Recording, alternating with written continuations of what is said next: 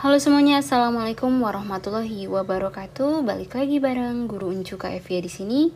Nah, di video kali ini kita akan bahas soal prediksi Olimpiade Sains Nasional atau OSN Kimia 2022. Nah, untuk soal prediksi kali ini kita bahas OSN tingkat kabupaten ya. Nah, langsung saja kita bahas soal yang pertama.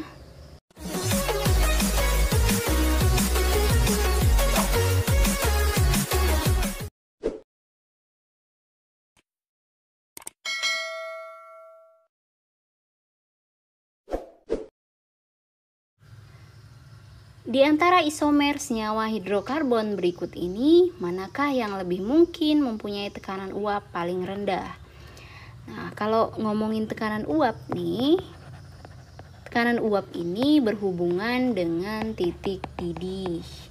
Ya, apabila suatu larutan punya tekanan uap yang rendah, maka yang terjadi butuh suhu yang lebih tinggi gitu ya.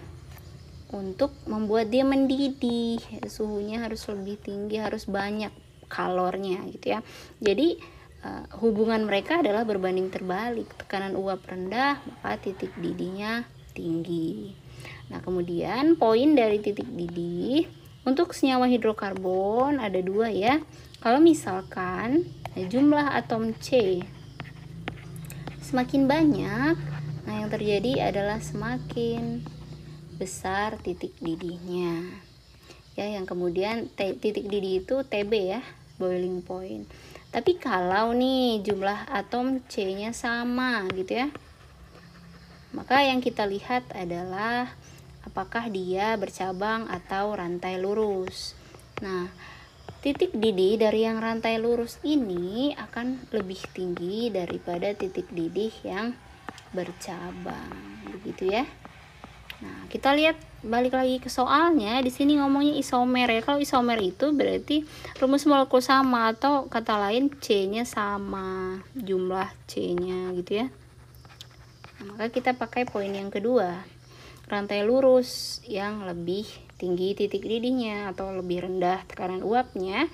Nah, maka jawaban yang tepat adalah yang E. Nah, cara cepat melihatnya, apabila dia punya CH3 yang dikurung seperti ini ya, maka tentu saja itu bercabang. Jadi keempat ini punya cabang semua, sehingga yang lurus adalah yang E. Oke, bisa dipahami. Kita lanjut ke soal yang kedua. Berdasarkan potensial setengah sel tersebut, berikut ini manakah pernyataan yang benar? Oke, kita lihat yang pertama ada magnesium ya dengan E0 sekian CuAg. Nah, seperti ini adalah deret volta atau materinya sel volta ya. Nah, yang pertama yang harus kita lakukan adalah buat deret voltanya ya. Dimana deret volta itu disusun dari E0 yang kecil sampai E0 yang besar. Nah, kita bisa lihat kecil besarnya dari E0 ini ya. Oke, nah di tengah itu H plus punya E0 sama dengan 0 volt, sehingga di kirinya negatif. Siapa negatif di sini? Magnesium. Oke, kemudian siapa yang lebih kecil di antara Cu dan Ag? Oke, Cu ya. Baru yang terakhir adalah Ag. Nah, deret volta ini disusun dari logam yang mudah mengalami oksidasi sampai reduksi, atau kata lainnya adalah reduktor dan oksidator. Nah, oke. Kita lihat option yang pertama, magnesium adalah reduktor yang lebih baik. Oke, kita lihat reduktor, dia yang paling kiri. Maka pernyataan satu benar. Yang kedua, dalam keadaan standar, reaksi akan terjadi spontan bila setengah sel yang kedua ya, si Cu bertemu dengan hidrogen. Cu dengan hidrogen itu akan spontan. Nah, ini betul ya. Karena di sini spontan artinya H plus oksidasi, Cu reduksi, begitu ya. Nah, kemudian yang ketiga, bila logam tembaga ditambahkan ke larutan Ag, logam perak akan mengendap. Di sini tembaga ya. Tembaga berada di sebelah kiri Ag. Dia bilang Ag yang mengendap. Kata lain dari reduksi itu adalah pengendapan ya. Pengendapan. Sementara kata lain oksidasi itu adalah penguraian. Yang bahasa lainnya kan terurai begitu ya. Nah, maka benar dong di sini bahwa antara CU dan AG paling kanan, berarti dia paling mudah mengendap. Maka pernyataan 3 juga benar. Nah, yang keempat, katanya kalau AG saja itu kan 0,8 volt. Kalau 2 AG-nya jadi dikali 2. Benar tidak? Ini pernyataan yang salah karena berapapun koefisien itu tidak pernah mempengaruhi N0. Oke, jadi jawaban yang tepat, yang benar 1, 2, dan 3. Maka jawabannya cinta C ya.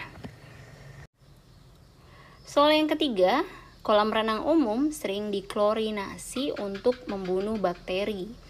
Sebagai alternatif klorinasi, dapat digunakan ion perak dengan konsentrasi yang tidak lebih dari 1 kali 10 pangkat min 6 dan tidak kurang dari 1 kali 10 pangkat min 7. Semua larutan garam senyawa berikut ini larutan jenuh. Di antara larutan tersebut, manakah yang dapat menghasilkan konsentrasi ion perak yang dibutuhkan? Oke, di sini poinnya adalah ion peraknya atau Ag plusnya itu antara 1 kali 10 pangkat min 7 sampai dengan 1 kali 10 pangkat min 6. Nah, kita akan cari ya, yang mana A sampai E ini yang konsentrasinya sekian. Nah, kalau kita lihat di sini ini adalah KSP ya. KSP itu konsentrasi itu sama dengan kelarutannya atau disingkat sebagai S.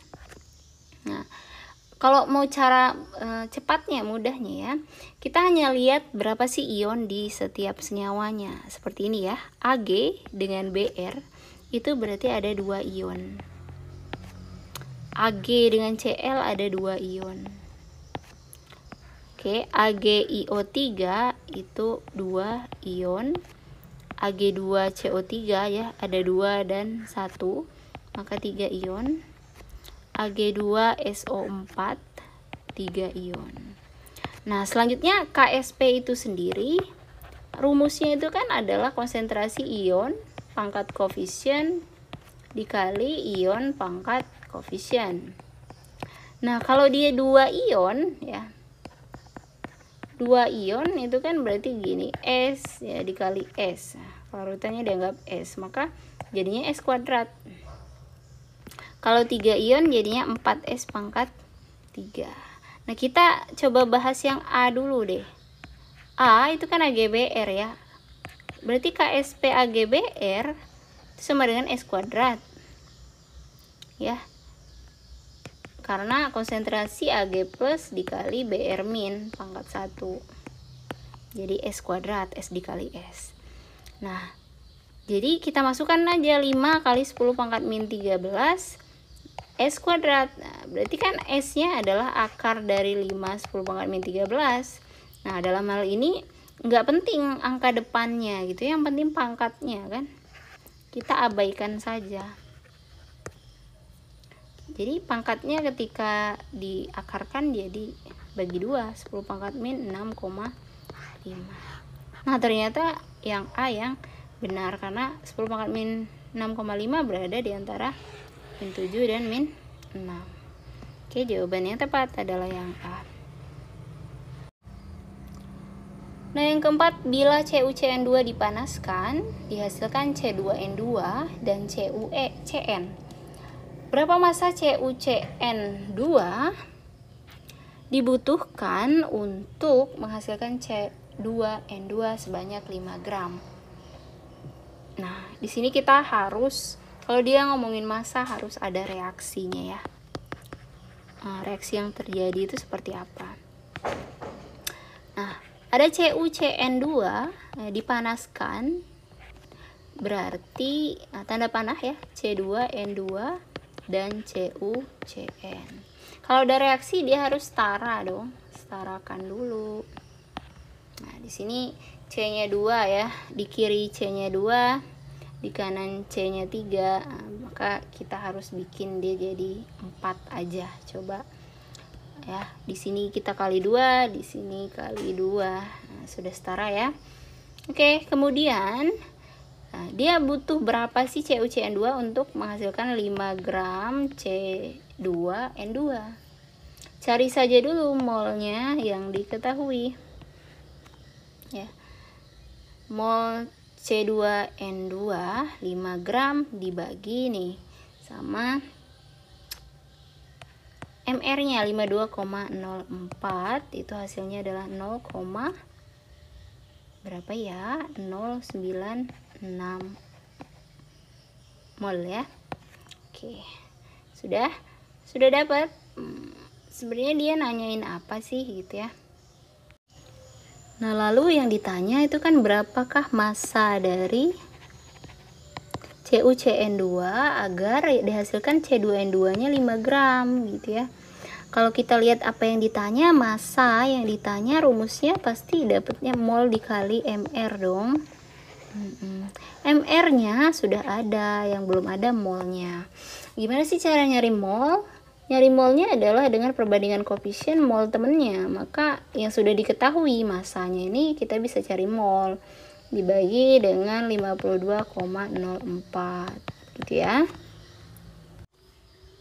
Nah, hasilnya adalah sekitar 0,096 gitu ya. Nah, setelah itu kita cari dulu molnya CuCN2 dengan cara perbandingan koefisien gitu ya.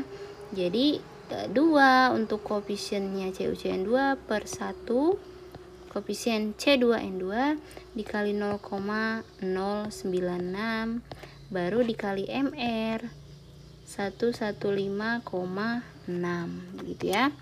Nah, maka hasilnya adalah sekitar 0,096 nih, 0,096 dikali 2 dikali 115,6 itu 22,2 gram.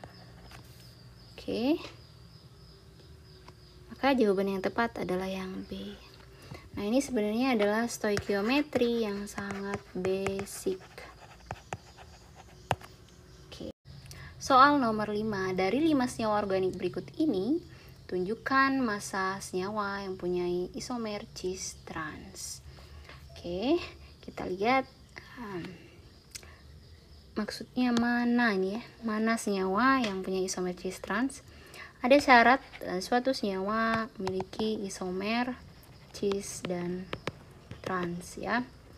Syarat yang pertama adalah punya ikatan rangkap 2. Nah, jadi ikatan C ya. Ikatan C rangkap 2 gitu. Kemudian yang kedua, dimana C rangkap itu mengikat gugus yang berbeda. Gugus berbeda. Nah, kita seleksi dulu nih, yang tidak punya rangkap yang D. Oke. Nah, setelah itu C rangkapnya mengikat gugus berbeda. Nah, kalau kita lihat seperti ini, C-nya sama-sama mengikat F2 ya. F-nya ada 2. Apakah berbeda? Tidak, sama dia. Kalau sama maka salah. Nah, itu pun yang terjadi di CH2 ini. Ini sama. Kemudian di sini ya, sama. Ini juga sama. Maka ini tidak bisa disebut cis trans. Nah, jawaban yang tepat adalah yang E. Kenapa? Karena C rangkapnya mengikat gugus berbeda ya. Nah, ini ada cabang di sini. Tuh. Nah, bisa dipahami ya. Oke, kita lanjut ke soal nomor 6. Manakah yang mengandung paling banyak elektron yang tidak berpasangan? Nah, kalau ngomongin elektron tidak berpasangan, kita butuh konfigurasi elektron. Nah, di sini berarti butuh nomor atom ya. Untuk SPU itu sudah ada di soal ya. Pasti ada. bisa urutan 1 sampai 5 itu dia pasti ngasih SPU. Mana F itu 9 ya. Sementara N 7, S itu 16, SC itu 21, dan TL itu 22. Kalau kita lihat konfigurasi elektronnya, ya, satu-satu, F itu 9, 1s2, 2s2, 2p 6. Oke, kebanyakan. 2p-nya berarti 5. Sama juga N itu 7, 1s2, 2s2, 2p-nya 3. Nah, kemudian apa sih yang dilihat? Nah, kalau misalkan dia ganjil nih, baru kita tulis jumlah orbitalnya. Seperti ini, masih ingat orbital? P itu orbitalnya 3. Nah, oke. Kalau 5 dia harus satu-satu meletakkan elektron dalam orbital. 1, 2, 3, 4, 5. 1, 2, 3. Nah, kita lihat di sini yang tidak berpasangan yang mana sih? Tidak berpasangan, ya, berarti ada 1, yang ini ada 3. Nah, kalau S 16 2 min, nah, 16 tambah 2 berarti 18, 1s2, 2s2, 2p6, 3s2, 3p6. Nah, semuanya sudah genap, sudah penuh, berarti 0 ya. Selanjutnya SC dan TL 21, 22, 3 plus ya. Kita tulis bentuk netralnya 1s2, 2s2, 2p6, 3s2, 3p6, 4s2, 3d1. Karena ini plus 3 ya. Di sini plus 3, maka ini kita coret. Nah, semuanya penuh, berarti 0. Kita lanjut ke TL 22, 1s2, 2s2, 2p6, 3s2, 3p6 ya, 4s2, 3d2. Karena di sini 3 plus, kita hapus dari 4 dulu. Hapus 2 elektron. Nah, ini dihapus 1, maka jadinya 3d1. Kalau D itu 10 ya, total orbital 1, 2, 3, 4, 5. Kita masukkan 1, oke, berarti ada 1 elektron. Nah, sehingga jawaban yang tepat yang paling banyak yang mana? N, nitrogen dengan 3 elektron yang tidak berpasangan. Berdasarkan kemungkinan tingkat oksidasi unsur-unsur tersebut, berikut ini manakah ion yang paling mungkin keberadaannya? Oke, kita lihat dia menanyakan yang mana ya, berdasarkan bilox yang ada di sini. Nah, sebenarnya kita langsung cari saja, cari bilox, bilangan oksidasi masing-masing dari unsur. Oke. Nah, seperti yang pertama PO2+, biloxnya gimana? Ini merupakan senyawa bermuatan ya. Sehingga jumlah dari semua muatannya adalah jumlah dari semua biloxnya adalah muatannya ya, positif 1. Kita mulai dari O, min 2 kali 2, min 4. Biar sama dengan plus 1, maka harus plus 5. Nah, kita lihat di sini ada nggak sih P plus 5? Nggak ada. Ya, tidak ada plus 5. Selanjutnya Q. O3 min. Berarti semuanya sama dengan min 1. O min 2 kali 3, min 6. Biar sama dengan min 1, maka harus plus 5 juga. Apakah Q punya plus 5? Tidak ada di sini. Kita lanjut yang C. RO4 2 min. Ya, sama dengan min 2. Min 2 kali 4, min 8. Biar sama dengan min 2, maka harus plus 6. Apakah R punya plus 6? Tidak ada juga di sini. Kita lanjut ke yang D.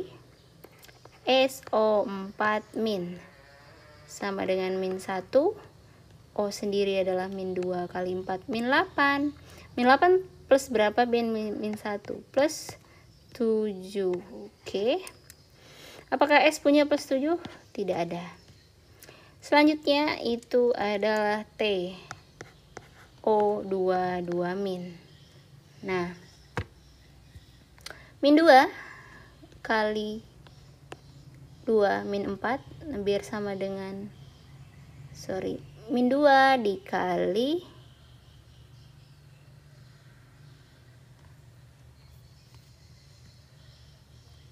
min 2 4 biar sama dengan min 2, maka harus plus 2.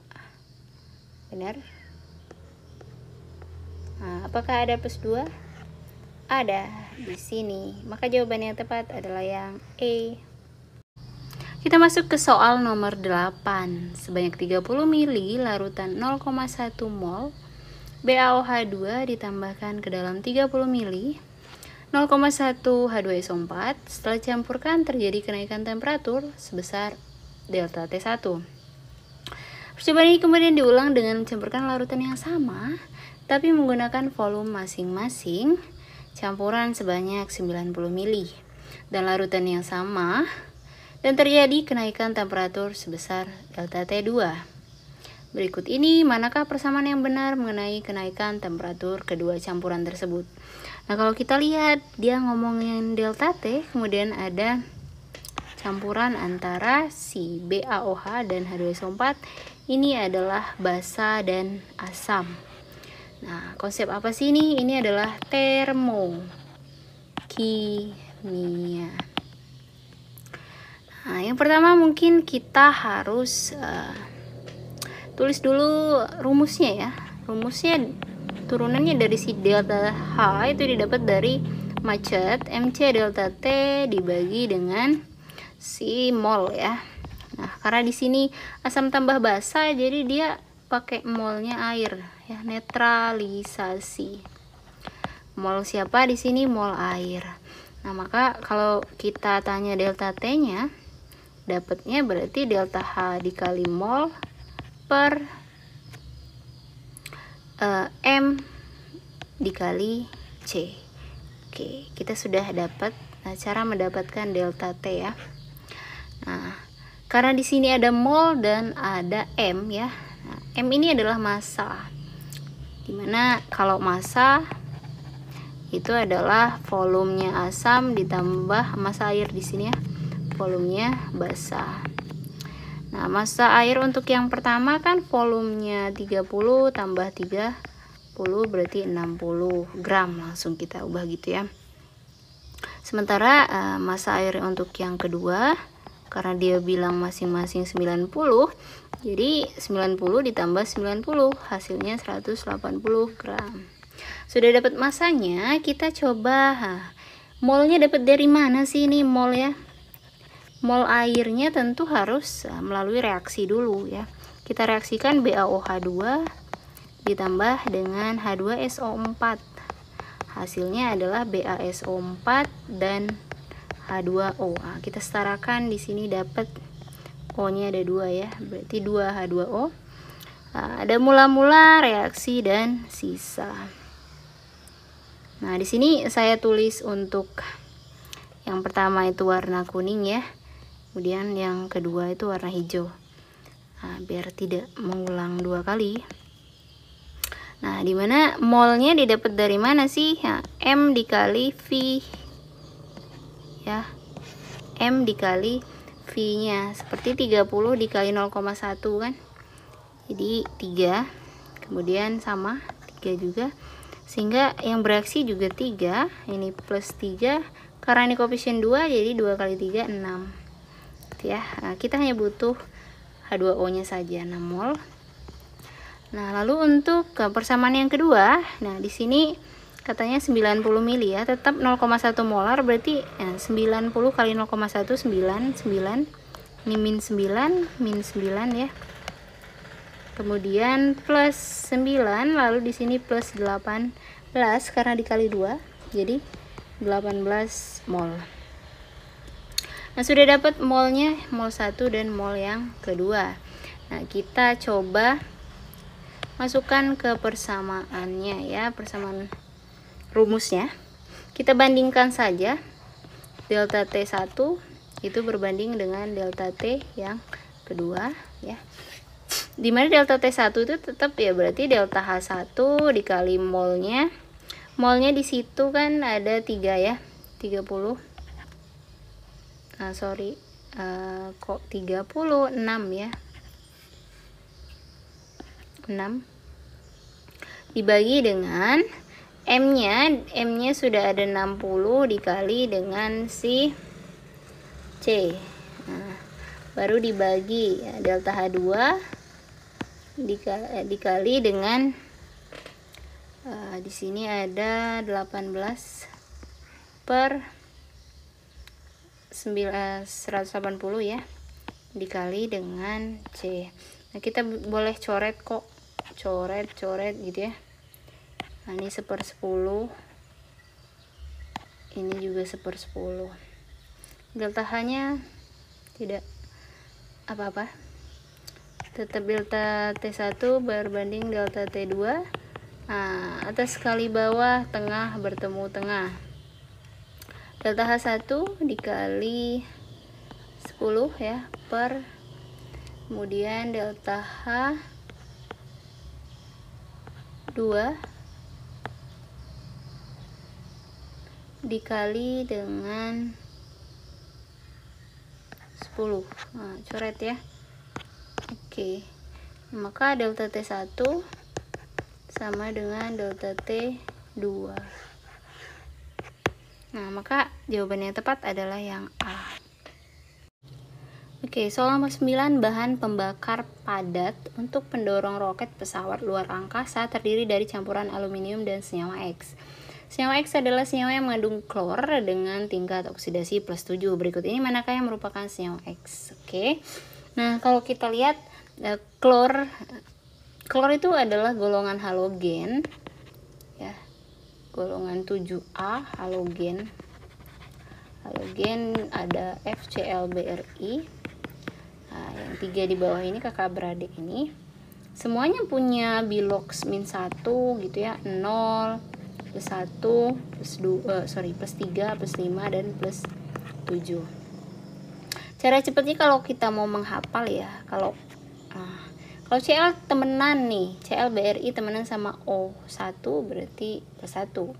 Kalau O-nya 2 +3, O-nya 3 +5, kalau O-nya 4 dia pasti biloxnya +7.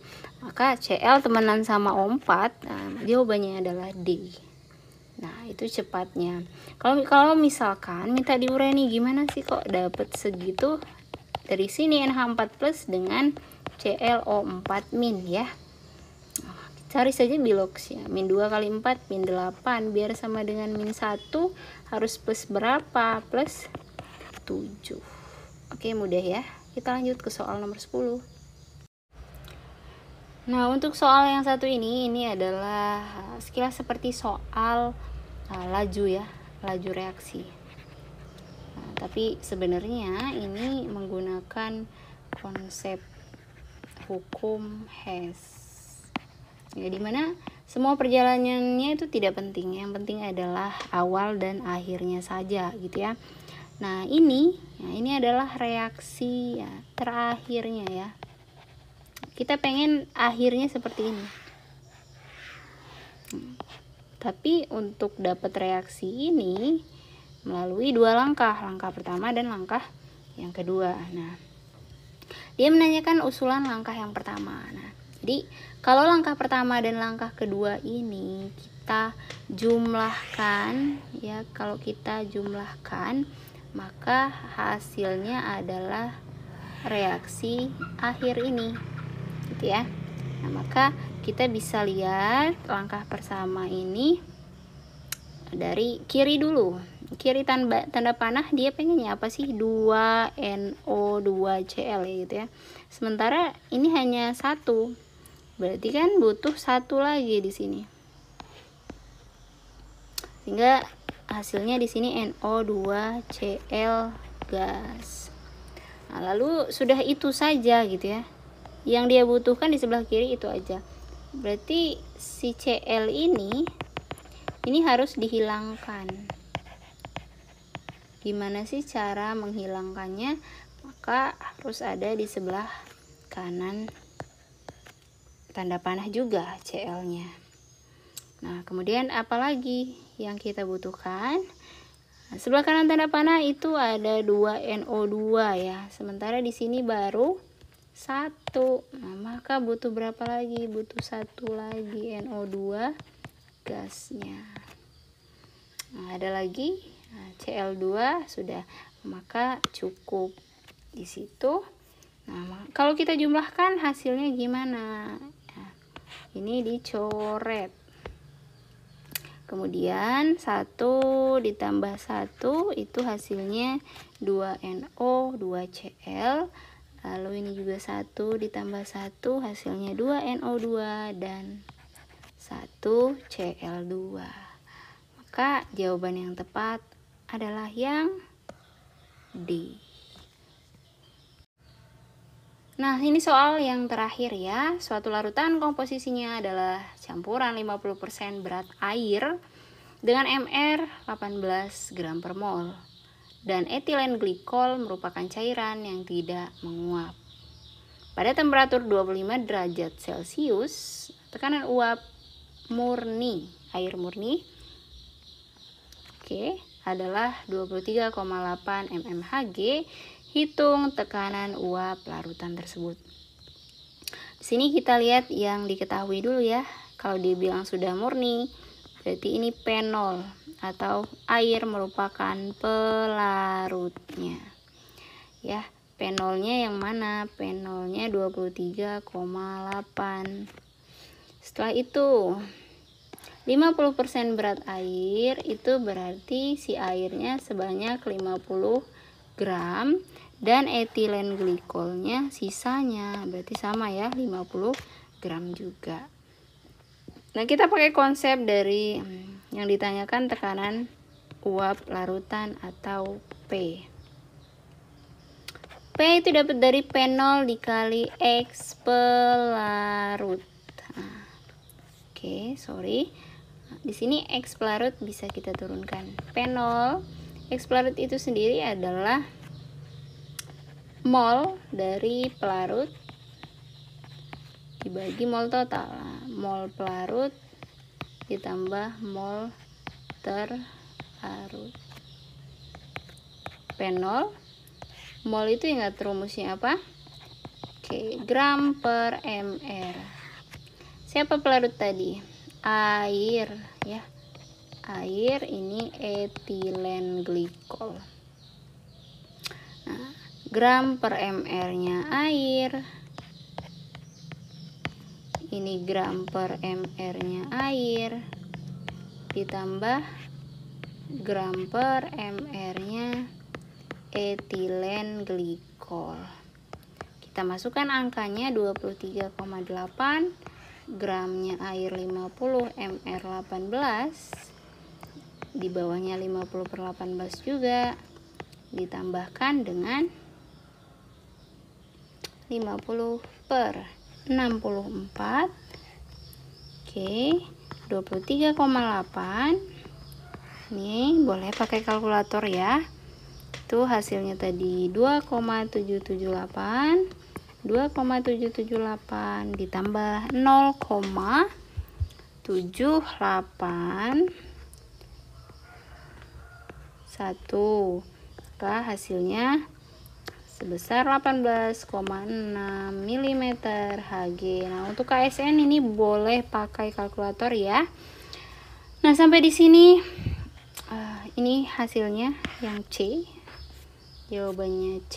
Sudah kita bahas 11 soal. Semoga saja apa yang kita prediksikan itu keluar esok ya. Oke, sampai di sini untuk video kali ini. Terima kasih banyak. Jangan lupa like, comment, and subscribe. Wassalamualaikum warahmatullahi wabarakatuh.